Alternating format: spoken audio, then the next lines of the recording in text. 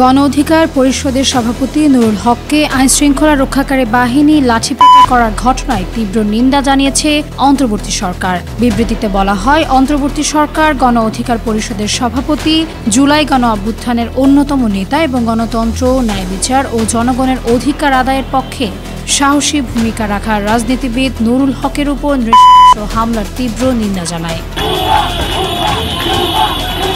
আজকে নুরুল হক নূর ভাইয়ের উপরে যে ন্যাক্কারজনক এবং বর্বর হামলা হয়েছে, শনিবার অন্তর্বর্তী সরকার এক বিবৃতিতে এই নিন্দা জানিয়েছে।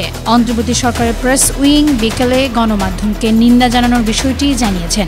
বিবৃতিতে বলা হয়, এই ধরনের সহিংসতা ন্যায় বিচার ও জবাবদিহি নিশ্চিতের ঐতিহাসিক সংগ্রামে জাতিকে একত্র করা গণতান্ত্রিক আন্দোলনের স্পিরিটের উপরেও আঘাত বলে মনে করে অন্তর্বর্তী সরকার। এই ঘটনার পূর্ণাঙ্গ ও নিরপেক্ষ তদন্ত করা হবে বলে জানিয়েছে অন্তর্বর্তী সরকার। বিবৃতিতে আরও বলা হয়, সর্বোচ্চ গুরুত্ব সহকারে তদন্ত সম্পন্ন করা হবে। প্রভাব বা পদমর্যাদা যাই হোক না কেন, জড়িত কোনো ব্যক্তি জবাবদিহি থেকে রেহাই পাবে না। স্বচ্ছতা এবং দ্রুততার সঙ্গে এর বিচার সম্পন্ন করা হবে।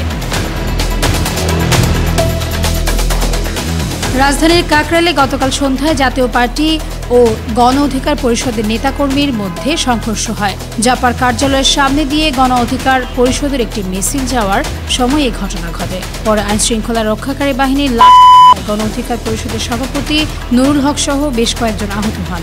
গণ অধিকার পরিষদ বলছে, গতকাল সন্ধ্যায় মিছিল নিয়ে যাওয়ার সময় জাপার নেতাকর্মীরা তাদের উপর হামলা চালান। তবে জাপা বলেছে, মিছিল নিয়ে এসে জাপান নেতাকর্মীদের উপর হামলা চালানো গণ অধিকার পরিষদের নেতাকর্মীরা। গণ অধিকার পরিষদের সাধারণ সম্পাদক রাশেদ খান গতকাল রাতে 10:30টার দিকে বলেন, জাপার হামলার প্রতিবাদে রাতের দিকে গণ অধিকার পরিষদের কার্যালয়ের সামনে সভাপতি নুরুল হক তিনি সহ নেতাকর্মীরা সংবাদ সম্মেলনের প্রস্তুতি নিচ্ছিলেন। ঠিক এই সময় পুলিশ ও সেনাবাহিনীর সদস্যরা তাদের উপর হামলা চালান। এই সময় সভাপতি নুরুল হক তিনি সহ শতাধিক নেতাকর্মী আহত হন। নুরুল হক গুরুতর আহত হয়েছেন। তাকে সহ 6 জনকে ঢাকা মেডিকেল কলেজে ভর্তি করা হয়েছে।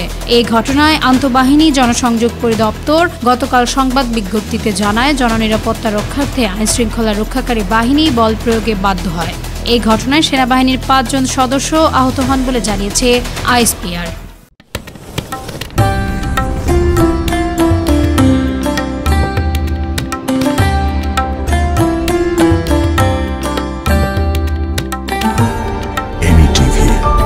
স্বাধীন বাংলার স্বাধীন কণ্ঠ।